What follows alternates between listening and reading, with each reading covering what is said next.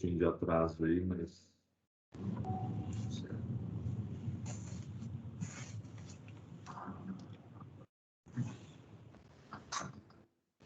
Vai sair aqui. Não. O Henrique. Oi, pai. Falei com o pastor Gilberto, as coisas são concomitantes. Não Sim. tem jeito, não tem jeito de ser uma antes ou depois, é tudo ao mesmo tempo. Acontece um pacote só, né? Um pacote só. Vamos começar Guerra, então? podemos começar então? Podemos. Posso fazer uma oração aqui para a gente começar, Henrique? Por Você favor. quer falar alguma coisa? Não, pode orar. Então tá. Pai de amor, louvado seja o teu santo nome. Nós agradecemos ao Senhor pelo culto que prestamos a ti nessa manhã. Agradecemos ao Senhor pela oportunidade de estarmos aqui também, que possamos continuar aprendendo, a Deus, daquilo que o Senhor tem a nos ensinar. Abençoe a vida do Henrique. Fale aos nossos corações, ó Pai, como o Senhor já falou no coração dele. Que o Senhor fale a nós através da vida dele. Abençoe essa classe, abençoe todas as outras classes que estão reunidas agora também. É o que nós pedimos em nome de Jesus. Amém. Amém. Então, irmãos, bom dia oficialmente agora. Nós vamos dar sequência ao estudo desse livro que nós adotamos como a base para essas próximas lições. O senhor adiantou, são 8 lições que esse livro traz: nascimento, casamento e morte. São eventos impactantes, significativos na nossa vida, que o pastor Tim Keller traz uma avaliação, um olhar sobre esses momentos. Na lição anterior, o Alceu nos trouxe, então, o nascimento físico e já introduziu o assunto de que nós iríamos estar falando hoje sobre o segundo nascimento, né? O nosso nascimento espiritual, é disso que se trata o capítulo 2. A base para isso é um texto muito conhecido que fala sobre o novo nascimento. Acho que todos os irmãos conhecem bem esse texto, e nós vamos então estar lendo para tomar como base para o nosso raciocínio nesta manhã. Está em Evangelho de João, capítulo 3, então estaremos lendo os versículos de 1 a 6. Evangelho de João, capítulo 3, versículos de 1 a 6. Eu peço que os irmãos acompanhem a leitura. Diz assim a palavra de Deus: Havia entre os fariseus um homem chamado Nicodemos, um dos principais dos judeus. Esse de noite foi ter com Jesus e lhe disse: Rabi, sabemos que és mestre vindo da parte de Deus, porque ninguém pode fazer estes sinais que tu fazes se Deus não estiver com ele. A isso respondeu Jesus: em verdade te digo, que se alguém não nascer de novo, não pode ver o reino de Deus. Perguntou-lhe Nicodemos: como pode um homem nascer sendo velho? Pode porventura voltar ao ventre materno e nascer segunda vez? Respondeu Jesus: em verdade te digo, quem não nascer da água e do Espírito não pode entrar no reino de Deus. O que é nascido da carne é carne, o que é nascido do Espírito é Espírito. Então aqui Cristo, nessa conversa com Nicodemos, extremamente conhecida por todos nós, toca especificamente nesse assunto do novo nascimento, e é sobre ele que nós vamos nos debruçar nessa manhã, olhando 4 aspectos sobre o novo nascimento. Na verdade, o novo nascimento, e mesmo os aspectos que vão ser olhados hoje por nós, é um assunto muito vasto, não se resume nesse momento que nós estaremos aqui juntos. Mesmo em relação ao livro, quem tiver a oportunidade de ler o livro, vocês vão ver que nós temos aí quase 60 páginas, 50 e poucas páginas nesse capítulo, então eu tentei ser um pouco conciso, senão a gente não consegue destrinchar nesse período que nós temos juntos aqui no momento de escola dominical. Até por essa complexidade do capítulo, a gente pensou em dividir até em 2 partes, mas acabei conseguindo colocar numa aula só. Eu peço para os irmãos, se algum ponto não ficar claro, ou se alguma colaboração for pertinente, que façam, que abram o som e falem, porque é isso, nós estávamos discutindo aqui antes do começo da aula. Eu estou aqui só vendo a tela do meu computador, não estou vendo os irmãos, então fiquem bem à vontade. Hoje. Oi, pois não? Bem à vontade para se expressar. Então, são 4 tópicos que nós iremos abordar. A quem se aplica o novo nascimento? De onde vem o novo nascimento? o que ele realiza e como acontece. Primeiro tópico, a quem se aplica. Então, atualmente, quando a gente vai falar em novo nascimento, se a gente prestar atenção nesse slide, e isso muitas vezes perscruta o nosso entendimento e o nosso coração, a gente identifica alguns grupos que, em teoria, precisariam do novo nascimento, né? Aqui eu coloco esse slide para os irmãos avaliarem em comparação com esse slide seguinte, que parece ser um grupo que precisa menos do novo nascimento, simplesmente do ponto de vista provocativo.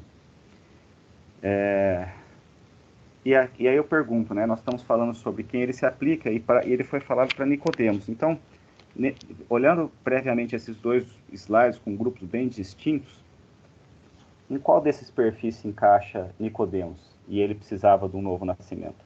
Então, só relembrando um pouco, aqui ele fala que Nicodemos era um dos principais dos judeus, ele fazia parte do sínodo, que era igual à Suprema Corte, ele era um fariseu, ele era detentor do conhecimento da lei, zeloso pela prática da mesma, ele reconhecia Jesus como mestre e o chamou de rabi, né? Em outras passagens ele tem uma interação com Jesus, o defendendo frente aos fariseus, depois junto com José de Arimateia, no seu sepultamento ele aparece também tendo um certo carinho por Jesus, mas ele é convidado a nascer de novo para entrar ou para ver o reino de Deus. Então, muitas vezes é isso, a gente equivocadamente pensa que o novo nascimento ele é restrito para alguns grupos, para pessoas que têm algum distúrbio comportamental na nossa percepção ou na nossa visão. E que determinados grupos, aqueles que nasceram na igreja, ou aqueles que têm uma vida num lar cristão, ou que têm um tipo de comportamento moralmente aceito, socialmente adequado, parece que precisam menos do novo nascimento. E é justamente nesse sentido que ele usou a vida de Nicodemos. Nós estamos falando de uma pessoa que tinha ali naquele momento, uma pessoa bem-sucedida, uma pessoa influente na sociedade, respeitador dos princípios da lei, defensor dos princípios da lei, ocupava um assento no sinédrio, e ele precisava nascer de novo. Então a mensagem é justamente essa: a quem se aplica? Nada que Nicodemos tinha feito até agora o havia aproximado 1 centímetro de Deus. O chamado de Jesus não pode, portanto, ser um chamado para que pessoas disfuncionais adotem uma moralidade ou uma religião estruturada. Na verdade, é um desafio à moralidade e à religião, pois são essas que Nicodemos representa.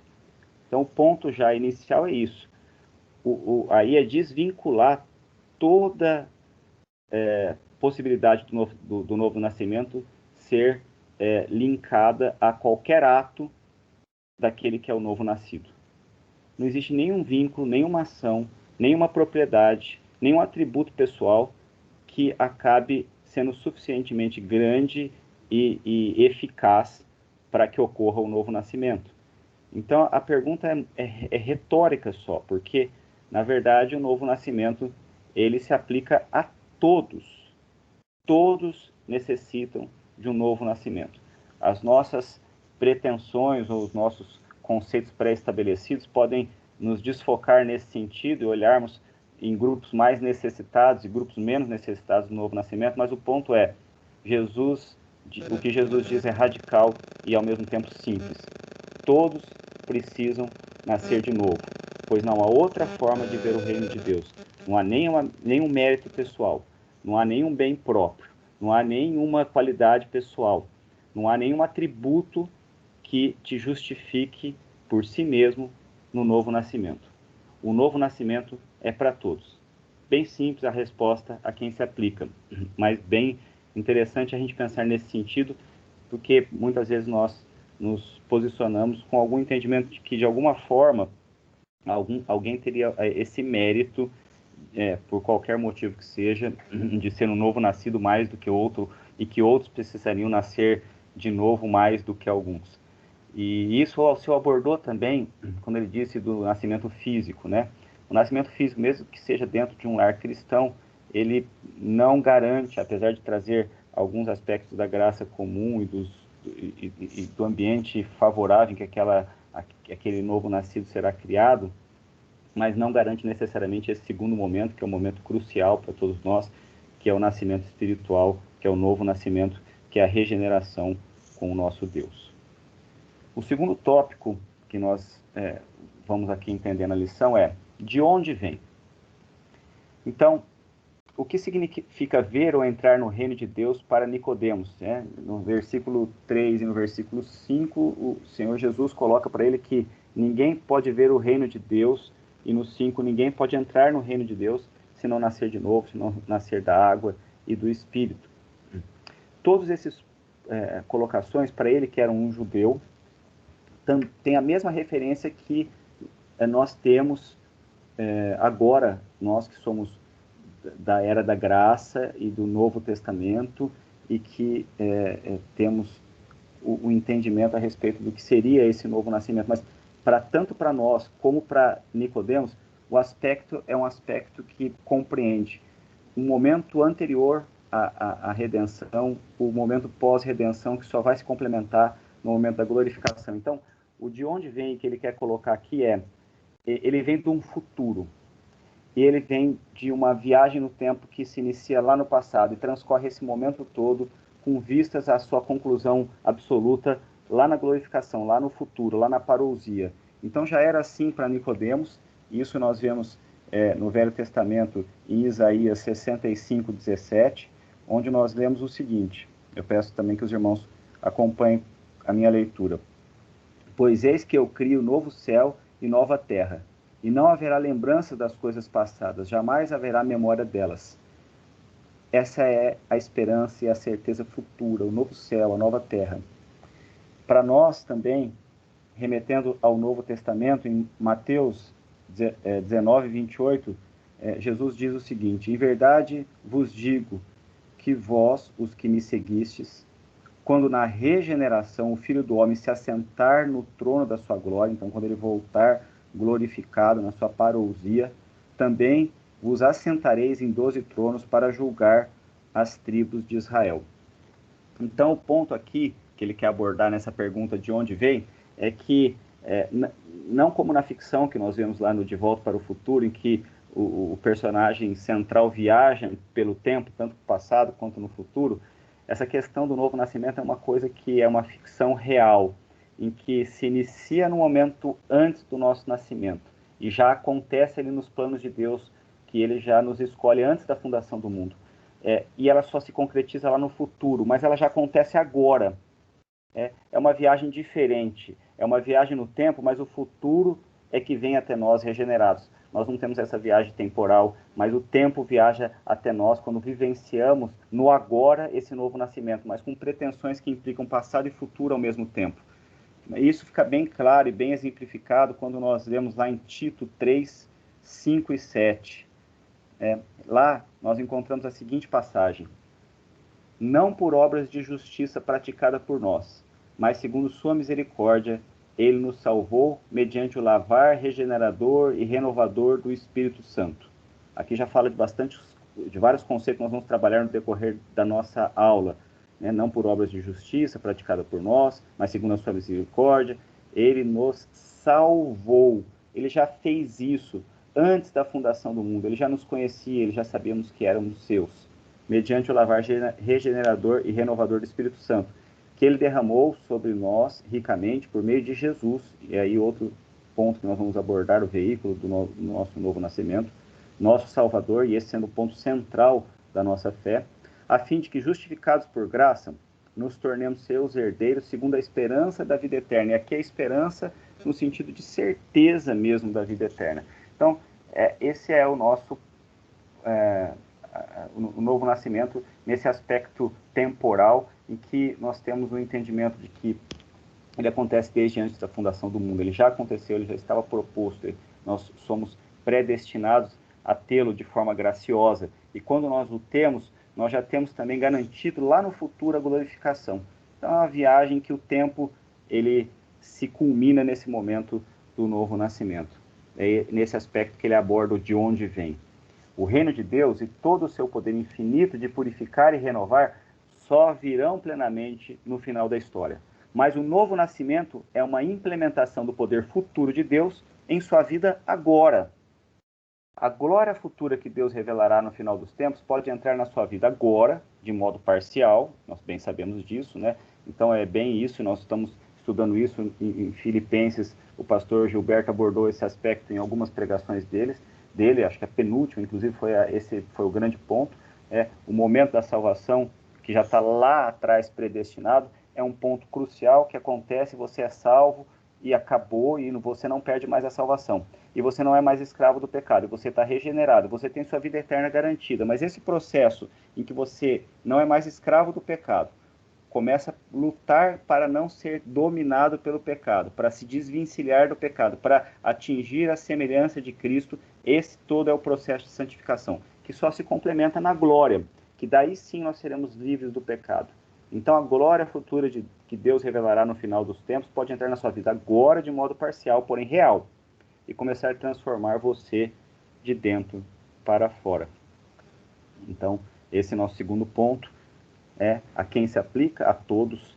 De onde vem? De uma questão temporal que implica situações lá atrás, momento real agora de transformação de vida, numa perspectiva futura que já acontece com certeza nesse momento em que você é regenerado e salvo, que você tem o seu segundo nascimento, seu nascimento espiritual. E o que faz? Então, nesse aspecto, o que faz, daí sim nós poderíamos listar, fazer um compêndio de situações em que o novo nascimento implica nas nossas vidas. O pastor Gilberto hoje mesmo abordou na pregação 2 aspectos, né, que o novo nascido não deve viver murmurando, nem deve viver em contendas. E as evidências da salvação, as evidências do nascimento espiritual, do segundo nascimento, são diversas e ratificam, certificam o nosso novo nascimento, né? São os frutos, né? A árvore má não pode dar bons frutos, né? A boa árvore, os frutos ruins. Então, a frutificação do Espírito em nossas vidas, evidenciando o nosso processo de salvação, o nosso segundo nascimento, a gente pode englobar vários aspectos a serem desdobrados. Mas aqui ele acabou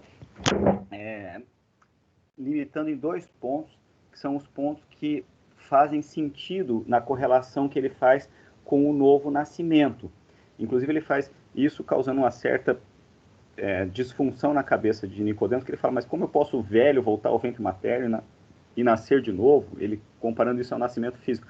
Então, a hora que a gente faz essa metáfora com o novo nascimento e o nascimento físico, 2 aspectos são evidenciados para trabalharmos nesse momento, que ele cria uma nova sensibilidade em nossas vidas, que é a sensibilidade espiritual. Tal como o novo nascido, ele é impactado pelos seus novos sentidos, os nossos sentidos, o olfato, a visão, o tato. Ele começa a criar um mundo novo a hora que ele vem do ventre materno para o mundo, que ele está sendo recebido fisicamente, ele desenvolve seus sentidos. Da mesma forma, metaforicamente, comparamos que quando nós nascemos novamente, nós somos trazidos a uma nova sensibilidade espiritual. Esse é um ponto. E da mesma forma, essa metáfora, também metáfora do novo nascimento, diz, essa pessoa então que é nova nascida, ela é abarcada num novo lar, ela tem uma nova identidade, ela tem uma certificação a respeito da família para a qual ela vai pertencer. Então esses são os 2 aspectos que vão ser abordados nesse sentido, no que o novo nascimento faz sobre as nossas vidas. É o terceiro ponto. Nós vimos a quem se aplica, de onde vem e o que ele faz. Então ele cria uma nova sensibilidade. O novo nascimento é acompanhado de um novo sentido espiritual. Isso é bem claro, né? Até quando eu fui fazer a minha pública profissão de fé, uma das perguntas foi isso mesmo. O que você entendeu que aconteceu na sua vida na hora que você realmente aceitou Cristo como Senhor e Salvador da sua vida? Alguns aspectos têm que mudar. Isso tem que ser evidente para as nossas vidas.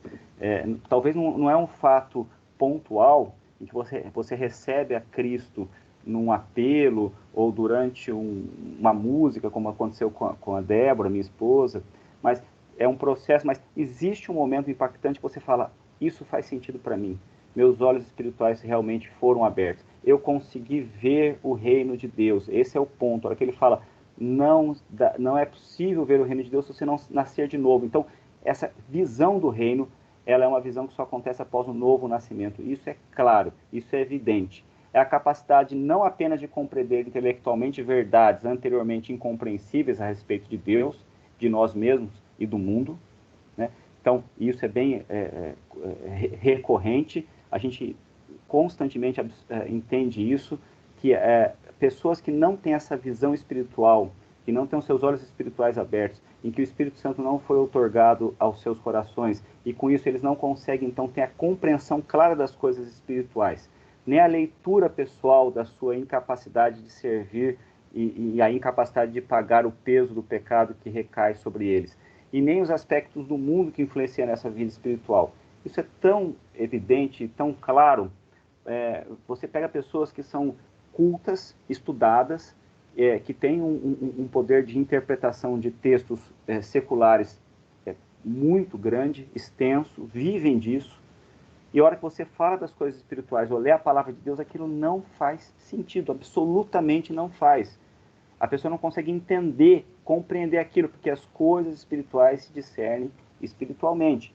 Elas não têm realmente essa visão do mundo espiritual, a visão do reino de Deus. Isso acontece após o novo nascimento. Então não é só o fato de compreender intelectivamente essas coisas que antes não eram compreendidas a respeito de Deus, de nós mesmos e do mundo. Mas tem um ponto a mais, e daí isso é uma testificação pessoal. É a capacidade de sentir essas verdades no coração de forma inteiramente nova. Realmente faz sentido. Realmente, a hora que você se volta para a palavra e lê aquele texto fala com a sua vida. Fala de forma real. Não audível, fala ao seu coração. Aquilo te traz paz, aquilo te traz conforto, aquilo faz sentido. A hora que você fala do sacrifício de Cristo por você na cruz, aquilo te impacta. Aquilo faz você querer transformar a sua vida, aquilo pesa quando você peca. Então, realmente é nesse sentido que é a nova sensibilidade, a nova percepção que é trazida a partir do novo nascimento. Então, eu estava dizendo, e aí continuando, isso fica evidenciado na leitura da palavra. A partir do momento que você tem um novo nascimento, você começa a ler a palavra, e aquelas coisas que você muitas vezes já conhecia por alguma história, se você foi criado na igreja, alguma história que você ouviu na escola dominical, alguma pregação que você tinha ouvido anteriormente, até alguma leitura que você tinha feito sobre aquele texto, e você, depois de ter os seus olhos espirituais abertos, você volta àquela situação e aquele texto e aquela palavra, aquilo faz uma diferença brutal, aquilo faz um sentido tremendo. Eu acho que eu já contei algumas vezes isso. Para mim, isso solidifica muito a nossa fé, né? Para mim, um valor muito grande do pastor Misael aqui na igreja foi quando ele começou a falar a respeito da graça como o foco absoluto da nossa conversão. Isso fez muito sentido para a minha vida. Isso trouxe realmente uma solidificação da minha fé de forma tremenda. E eu nasci na igreja quase, praticamente, fui para a igreja na tenra idade, vivi na igreja, mas esse era um conceito que não era claro para mim. E como isso fez sentido, e como isso foi bom para a minha vida espiritual, né? Mesmo conhecendo a Bíblia anteriormente, após o novo nascimento, você começa a perceber ligações e verdades que nunca havia observado, ou só tinha concordado mentalmente, mas que agora fazem realmente sentido, consolam e iluminam de maneira inédita. Realmente te alimentam, te sustentam, você tem avidez por ela. É diferente quando o novo nascimento acontece. Isso está lá evidenciado em 1 Pedro 2:2, quando o apóstolo Pedro fala a respeito da maneira como ele entende o ávido desejo pela palavra. E muitos seguirão as suas... Opa, coloquei errado aqui, desculpa. 1 Pedro 2:2. Desejai ardentemente, como crianças recém-nascidas. E aí vem a comparação de novo com o novo nascimento e o nascimento físico, o genuíno leite espiritual, para que por ele vos seja dado crescimento para a salvação. Mudança de sensibilidade, mudanças de desejo, mudança de um aspecto das prioridades às quais nós nos submetemos nas nossas vidas. Esse é um ponto, né? Então, o que faz o novo nascimento? Muda a nossa sensibilidade, nos traz uma sensibilidade espiritual que nós não tínhamos anteriormente. Isso é nítido no nosso caminhar, e para quem teve essa experiência real, isso é nítido que aconteça com as nossas vidas. E o segundo ponto O que ele faz também, o novo nascimento, nos traz uma nova identidade. Nascer como um bebê é tornar-se parte de uma família e receber um nome. Então, em João 1, ainda no Evangelho de João, que nós já lemos a respeito de Nicodemo, nós voltamos a ele e lemos no capítulo 1, versículos 12 e 13 o seguinte: mas a todos quantos o receberam, deu-lhes o poder de serem feitos filhos de Deus, a saber, aos que creem em seu nome, os quais não nasceram de sangue, nem da vontade da carne, nem da vontade do homem, mas de Deus. Nós, novos nascidos, nos tornamos filhos de Deus. Essa é a nossa marca. É isso que nós temos que realmente valorizar a partir do momento em que nós entendemos o que aconteceu com as nossas vidas nesse novo nascimento. Quebra toda a meritocracia moderna. Você não vê como prioridade a carreira que você estabeleceu, os bens que você tem, a classe social a qual você pertence, mesmo a família secular a qual você pertence. Isso traz um valor muito grande, é muito melhor o bom nome do que ouro e prata. Então, você valoriza realmente o teu nome, o teu sobrenome, a família a qual você pertence. Isso é valoroso, mas isso não é essencial. O essencial você é um novo nascido, você tem uma nova identidade. O teu ponto principal é como você deve ser conhecido, é como um filho de Deus. Foi para isso que você foi resgatado. É uma nova percepção de identidade e de valor com base no amor eterno de Deus e em sua identificação conosco. Tudo isso obtido pela obra de Cristo. E que obra, né? Por isso ela deve ser valorizada. E não nossa. É pela graça, é por Cristo, não por obras para que ninguém se glorie. É nessa realidade que ingressamos quando nascemos de novo. Obviamente, os aspectos físicos, étnicos, sociais, não mudam. Mas todas as coisas mudam de lugar e as nossas prioridades mudam. Tem que mudar, tem que acontecer esse repaginamento interno nas nossas vidas. Entendemos que estamos perdidos e somos incapazes de agradar a Deus e que por isso Jesus teve que morrer em nosso lugar. A morte de Cristo nos propiciando nova identidade funciona da seguinte forma. Isso é bem claro, nós queremos muito nisso, já falamos no decorrer desses momentos que já estamos aqui juntos, mas só reforçando o conceito. Jesus é tratado como o nosso histórico de vida merece. Pecadores, iníquos, inimigos de Deus, um peso que temos que suportar nos nossos ombros e não suportaríamos, peso de morte. Como que você tem que ser tratado? No madeiro. Nós, pelo contrário, somos tratados com o histórico de vida que Jesus Cristo merece. Somos tratados pelo Pai como filhos. Somos amados por meio do sacrifício de Cristo. Então, lá em 2 Coríntios 5, 21, nós lemos o seguinte: aquele que não conheceu o pecado, ele o fez pecado por nós, para que nele fôssemos feitos justiça de Deus. Agora Deus nos olha justificados, nos ama. Mas porque o nosso histórico de vida foi tratado como deveria ter sido. Lá na cruz, foi sacrificado e depositado sobre Cristo. E assim o Pai passa a nos amar, assim como ama o seu Filho, está em João 17, 23. Então, esse passa a ser o alicerce mais profundo de nossa identidade. Temos que ser conhecidos como cristãos. Temos que ser conhecidos como regenerados. Isso tem que fazer sentido para as nossas vidas, tem que fazer sentido para a vida daqueles que nós convivemos, tem que fazer sentido para a sociedade.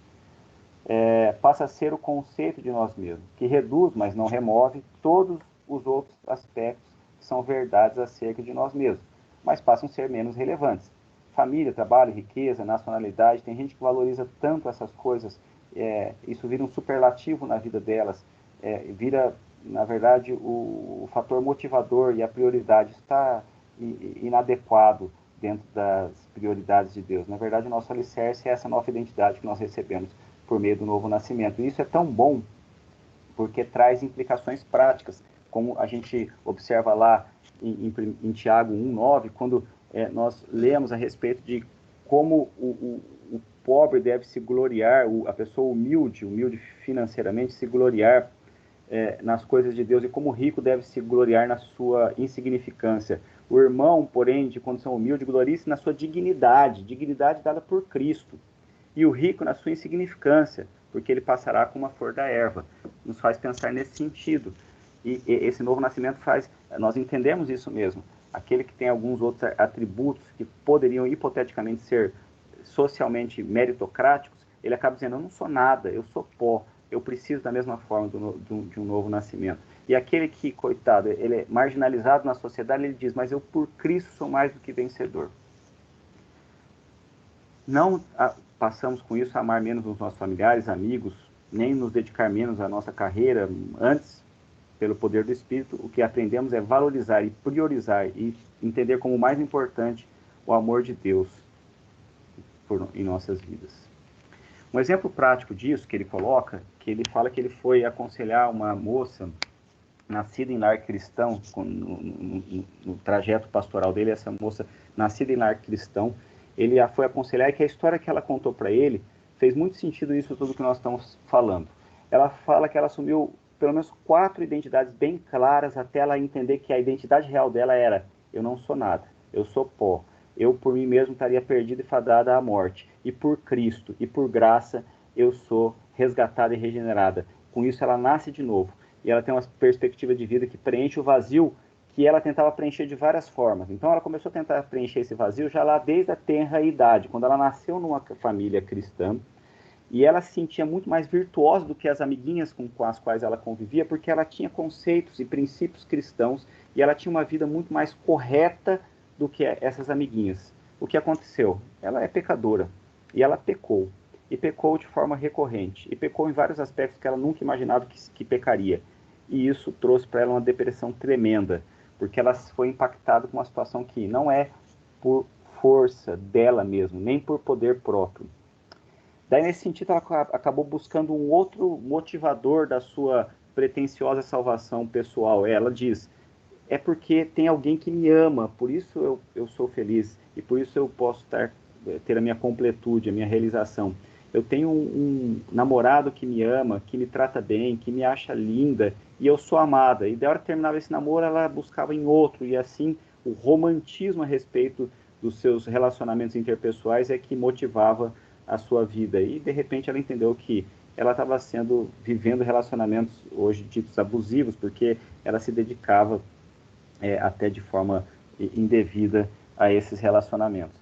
E os amigos então disseram, não é assim, você se subjuga, você vive pensando nessas situações românticas, você tem que pensar em você, na sua carreira.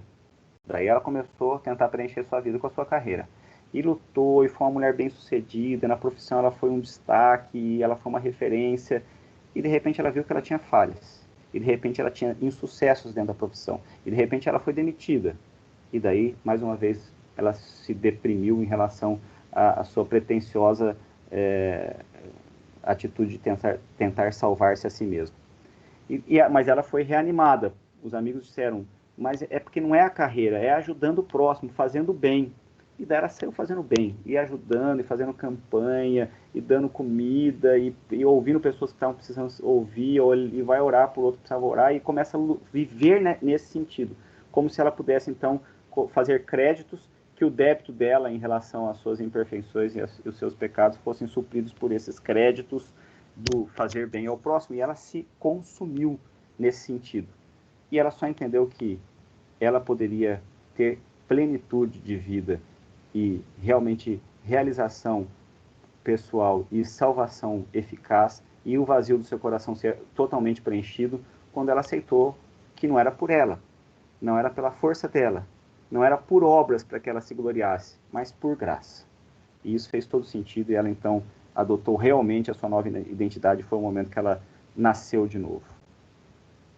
Então nós vimos a quem se aplica, de onde vem, como o que faz nova sensibilidade, nova identidade, e nós já estamos encerrando como acontece. Assim como um bebê não pode decidir sobre ser concebido, não podemos ser agentes do novo nascimento. Nós entendemos bem disso. O bebê não decide se vai nascer, é obra primária de Deus, é por um ato de amor entre os seus pais, ele não tem participação nisso. A regeneração do coração e impactação do Espírito Santo é algo unilateral de Deus em nosso favor. É uma decisão graciosa da parte de Deus. Esse ato de graça engloba o entendimento que o próprio Deus traz à nossa mente que somos pecadores, irremediavelmente caminhamos para a morte, e assim reconhecemos a nossa natureza pecaminosa e nos arrependemos dos nossos pecados, e daí temos nossas vidas realmente transformadas. Eu vou ler para os irmãos 2 páginas aqui do livro, rapidamente. Lutero sofreu muito com isso. Romanos 1,17, o justo viverá por fé, incomodava muito ele. Lutero, antes desse encontro claro com a graça, um entendimento claro com a graça que trouxe conforto à vida dele, ele lutava com as próprias forças para tentar se melhorar e sentia que a coisa não ia caminhar do jeito que deveria. E foi só pelo conforto de que é pela graça de Deus e é unilateral, unidirecional de Deus esse amor por nós que trouxe tranquilidade à sua vida. Eu vou ler esse exemplo que ele traz aqui no livro sobre a vida de Lutero. O exemplo mais famoso desse arrependimento é o próprio Martinho Lutero. Ao relatar sua conversão, ele observa: labutei diligentemente e ansiosamente para encontrar uma forma de entender as palavras de Paulo em Romanos 1,17, que é esse texto que eu acabei de citar para os irmãos. Sua dificuldade era com este versículo em que Paulo diz que a justiça de Deus é revelada no Evangelho. Por fim, Lutero diz: entendi que a justiça de Deus é a justiça que, por meio da graça e de absoluta misericórdia, Deus nos concede pela fé. Então senti que havia renascido e passado pelas portas abertas para o paraíso. Quando percebi a diferença, que a lei é uma coisa e o Evangelho é outra, compreendi a verdade. É isso que acontece. Lutero sentiu como se tivesse sido atingido por um raio. Durante anos viveu ciente de que devia se arrepender de seus pecados e obter o perdão de Deus, mas imaginou que tivesse de consertar a si mesmo e oferecer a Deus uma vida justa a fim de alcançar sua bênção e seu favor. De repente percebeu não apenas que havia cometido pecados e maldades, mas que até mesmo suas boas obras haviam sido realizadas pelos motivos errados, a fim de controlar o que Deus e outros pensavam dele, de criar uma identidade para si mesmo como pessoa de bem, de salvar a si mesmo e fazer o papel de Deus. Quando ele se arrependeu, não apenas de seus atos maus, mas também da motivação para as suas boas obras, sentiu que havia renascido.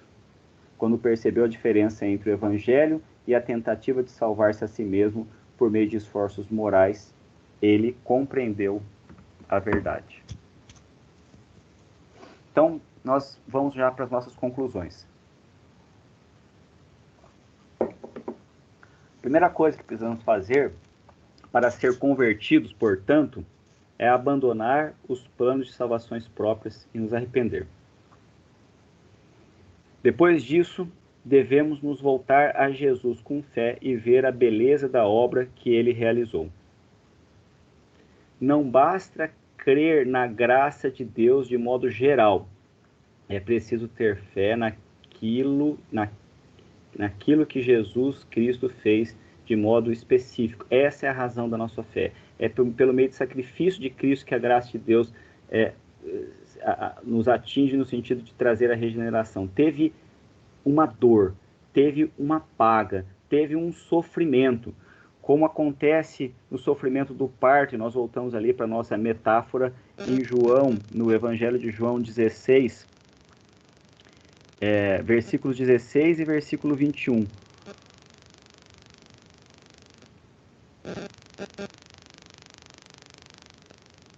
Eu vou ler o 21. A mulher, quando está para dar à luz, tem tristeza, porque sua hora é chegada. E nesse sentido, sua hora é chegada é remotando a hora de Cristo na cruz. Mas, depois de nascido o menino, já não se lembra da aflição pelo prazer que tem de ter nascido ao mundo um homem.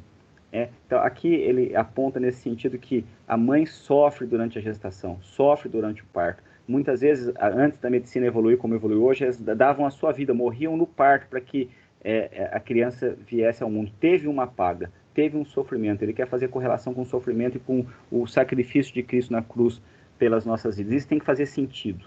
Isso é o veículo do nosso novo nascimento. E daí, para trazermos algumas aplicações práticas para as nossas vidas, já que a nossa classe é uma classe de família, algumas coisas bem importantes. Primeiro, nós temos que passar essas verdades para os nossos filhos. Isso é muito importante que isso seja colocado de forma recorrente, o entendimento do que está lá em Efésios 2, 8 e 9, porque pela graça sois salvos mediante a fé, isso não vem de vós, é dom de Deus, não por obras para que ninguém se glorie. Isso tem que ser recorrente, inculcado na cabeça dos nossos filhos. Um outro ponto, estamos lidando com pessoas que precisam de um novo nascimento, e mesmo as que já tiveram, estão num processo de aprimoramento e santificação. Então isso aplica nos nossos relacionamentos. Nós nos relacionamos com pessoas que às vezes não são novas nascidas. E mesmo na nossa casa, sendo um lar cristão, e o seu esposo, ou a sua esposa e os seus filhos já terem passado pelo segundo nascimento, eles não estão livres do pecado. É com pessoas pecadoras que nós nos relacionamos. Isso é muito importante nós entendermos. Um outro ponto, remontando a esse sofrimento de Cristo, dando a sua própria vida para nós quando éramos inimigos, e relembrando aquilo que nós já estudamos, que os maridos têm que amar as suas esposas como Cristo amou a igreja, é que muitas vezes no relacionamento vai acontecer isso mesmo. Nós vamos precisar nos desdobrar, nós vamos precisar, em algum aspecto, nos doar para o nosso cônjuge. E da mesma forma, depois de Cristo ter feito esse movimento de dor e sofrimento para pagar os nossos pecados, a igreja responde com louvor e busca de santidade. A mesma coisa, a mulher que vive com o marido, que a ama como Cristo amou a igreja, também tem que cumprir o seu papel de auxiliadora idônea e submeter ao seu marido como ao Senhor. E por fim, a paternidade traz alegrias imensas. Nós tocamos nesse ponto, proporcionais às responsabilidades, dificuldades e dedicação. Alegria ou fardo foi um ponto que o Alceu tocou na lição passada, mas que vem de encontro com o que nós estamos colocando também nessa manhã. Eu acabei correndo um pouquinho, porque nós começamos atrasados, acabei aqui no horário, eu vou descompartilhar a minha tela, eu não estava vendo os irmãos como eu disse, então agora descompartilhando a gente consegue interagir um pouquinho. Vou tirar aqui. Saiu, Guerra? Então, irmãos, por favor, fiquem à vontade. É um tema que a gente acaba vivendo isso e falando disso na nossa vida cristã de forma recorrente, mas que é muito importante ser chamado à memória, inclusive colocarmos essas aplicações no dia a dia da nossa família. Então, eu queria deixar aberto aí para que os irmãos pudessem contribuir com as suas colocações, por favor.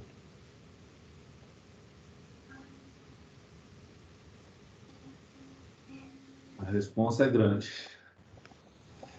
A responsabilidade é grande. A gente tem que pensar e praticar no dia a dia cada vez mais. É isso mesmo, Guerra. Semana passada, eu acho que o seu usou aquela frase que ele falou, né? Em que momento que a gente educa, em que momento que a gente fala, caminhando, deitar, ou levantar, comendo, e acima de tudo, nos exemplos, tudo que a gente vive.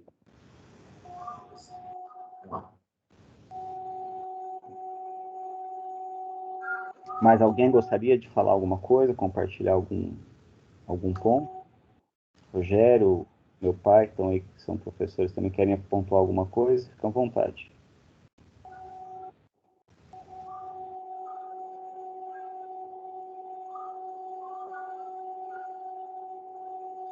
Acho que não, Henrique. Foi perfeito e pontual. Tudo. Eu espero que seja nesse sentido. A gente fica um pouco... É difícil essa interação, né? A gente não consegue olhar, ver o que está acontecendo. O silêncio traz duas perspectivas. Ou foi muito bem colocado, ou foi muito mal colocado. A gente não conseguiu atingir nada. Eu espero que seja a primeira opção. Oro por isso. E vou pedir... Do lado de cá, eu falo para você assim, eu estou reflexivo. A gente fica reflexivo e pensando e incomodado. A verdade é essa. Incomodado. Rogério, você ora para a gente, então, para encerrar?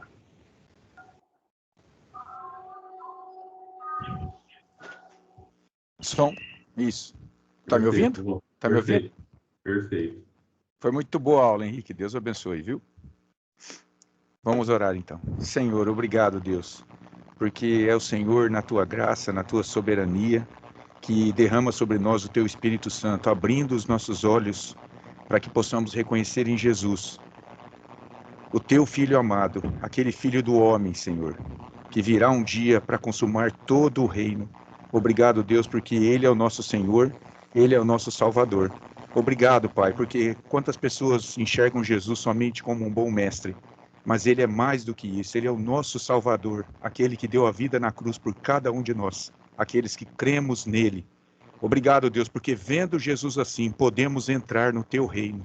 Glorificado e exaltado seja o teu nome por esta obra sobrenatural em nós, que não dependeu absolutamente de nada que pudéssemos fazer. Obrigado, Deus, pela tua graça, a tua graça que superabundou sobre nossas mentes e corações, nos trazendo até Cristo, nosso Senhor. Obrigado, Deus, pela vida do teu povo aqui reunido, que o teu Espírito possa transformar esta palavra ouvida em algo prático para a glória do teu nome. Guarda-nos do mal no restante desse dia, Senhor, e prepara-nos para logo mais cultuarmos ao Senhor novamente em espírito e em verdade. É o que te pedimos em nome de Jesus. Amém. Amém. Amém. Aqueles que puderem abrir a câmera para a gente tirar uma fotinha aí, dar aquele print maroto, vamos dizer assim, que eu só querem ter aqui. Só ajustar os quadros aqui. Isso. Ó, quanta gente bonita, ó. Olha lá, hein? Então, um sorriso, hein? 1, 2, 3 e... Opa, tem mais gente. A Mauri tá entrando aí. É, não tão bonito assim, mas tudo bem, tá valendo. Meu, gente. Eu printei aqui, eu vou colocar lá no grupo. Deus abençoe a todos. Deus abençoe. Um bom Bom domingo a domingo. todos. Ô tio, fica aí, tio. Vou falar com você. O pessoal vai saindo aí, eu vou falar com você. Vamos ver a gravação aqui.